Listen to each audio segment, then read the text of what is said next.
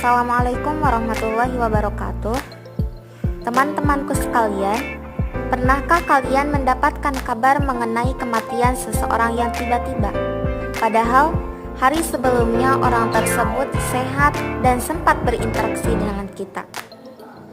Tak ada tanda apapun orang tersebut akan pergi meninggalkan kita.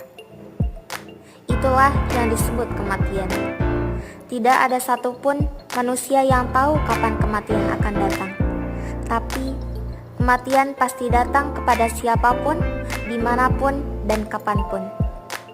Apabila kematian sudah saatnya datang, maka tak ada satu orang pun yang dapat menghindarinya. Lantas, apa saja yang harus kita dipersiapkan untuk menghadapi kematian? Dan bagaimana kehidupan manusia setelah mengalami kematian? Kematian adalah keluarnya ruh dari jasad atas perintah Allah Subhanahu wa Ta'ala. Kematian merupakan salah satu takdir Allah yang sudah ditetapkan kepada manusia. Seluruh manusia pasti akan mengalami kematian, termasuk di dalamnya adalah kita. Bagi kita, kematian merupakan pintu gerbang untuk memasuki alam akhirat. Namun, hanya sedikit yang mempersiapkan diri untuk menghadapi kematian yang pasti datang. Allah Subhanahu wa Ta'ala berfirman di dalam Al-Qur'an, "Kullu nafsin dha'iqatul mauti tsumma ilaina turja'un." Yang artinya, tiap-tiap yang bernyawa akan merasakan kematian, kemudian hanyalah kepada kamu kami dikembalikan.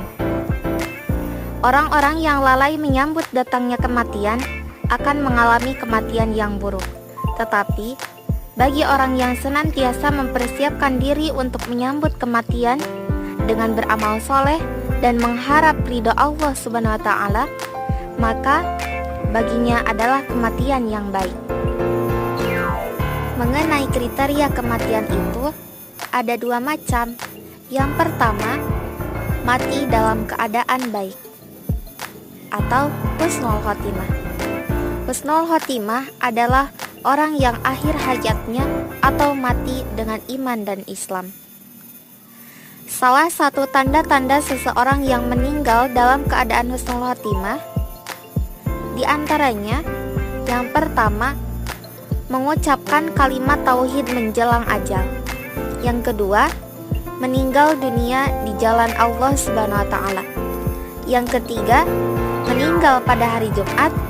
Yang keempat, bagi wanita meninggal dalam keadaan melahirkan.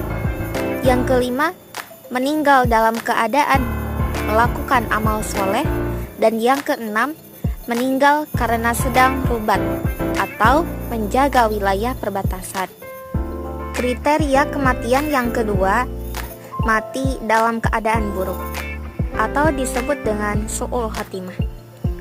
Su'ul khotimah adalah orang yang akhir hayatnya jelek. Dia mati dalam keadaan kufur, musyrik, murtad, fasik, dan lain-lain.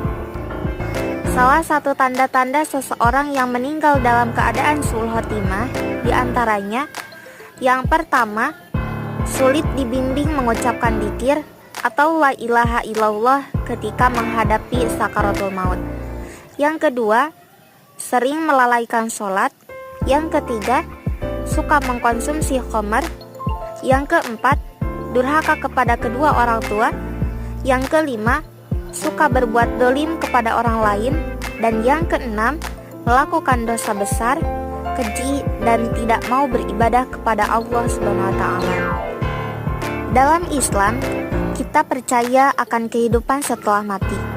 Yang dimaksud kehidupan setelah mati dalam Islam bukanlah seperti yang kita jalani di dunia ini, bukan juga reinkarnasi. Namun, yang dimaksud kehidupan setelah mati dalam Islam adalah kehidupan yang akan dijalani kekal abadi di akhirat.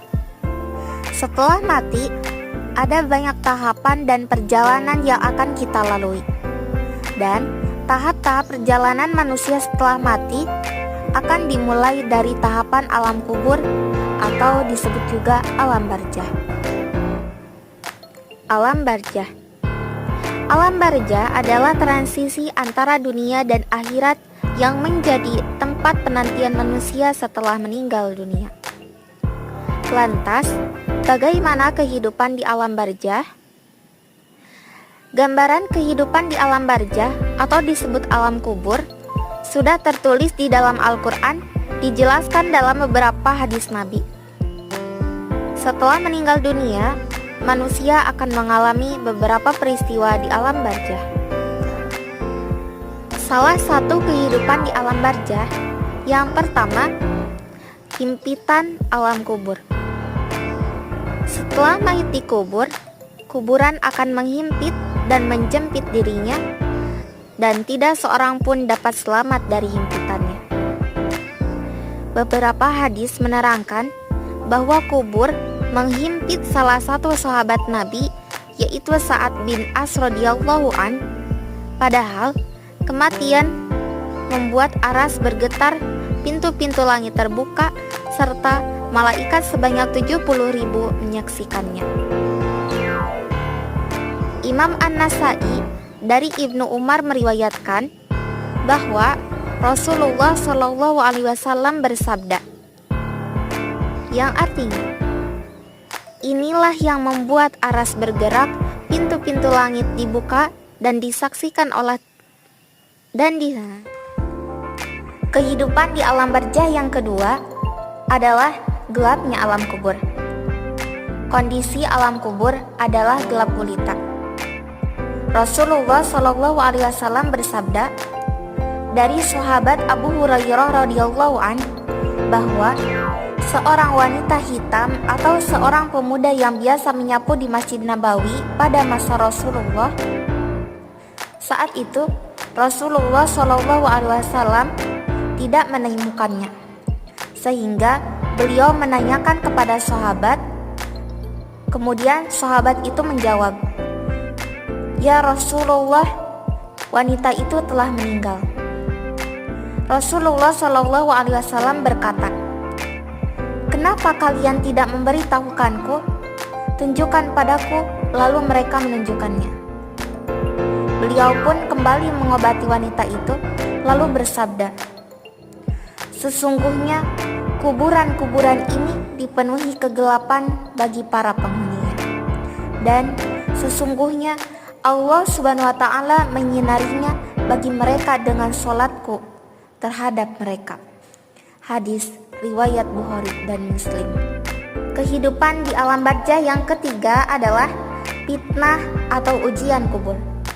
Jika seorang hamba telah diletakkan di dalam kubur, dua malaikat mendatanginya dan memberikan pertanyaan-pertanyaan.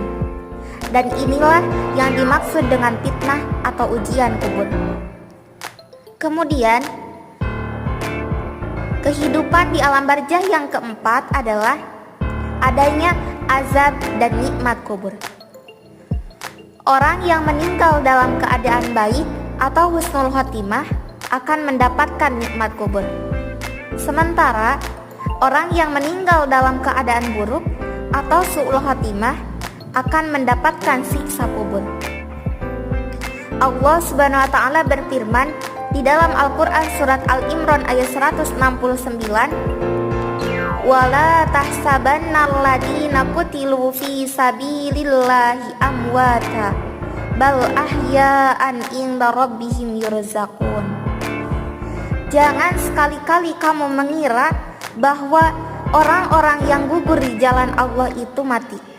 Sebenarnya mereka itu hidup dan dianugerahi rezeki di sisi Tuhannya. Inilah salah satu gambaran siksa kubur.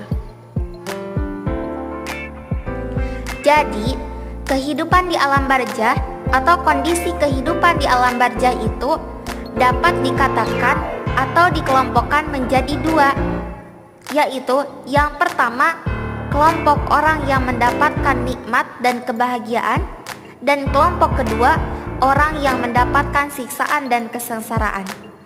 Adapun kelompok yang pertama, kelompok orang yang mendapatkan nikmat kubur adalah orang yang beriman dan meninggal dalam keadaan yang baik atau husnul khotimah.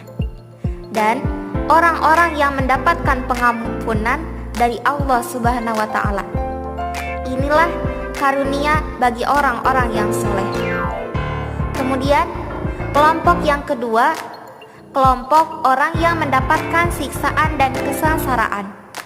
Inilah siksaan bagi orang-orang kafir, durhaka, berdosa, dan dolim, dan semacamnya. Cukup sekian tentang kematian dan kehidupan di alam barzah. Maybe that all my speech. Thank you very much for your attention and thank you very for watching. Oke teman-teman, terima kasih sudah menonton videonya.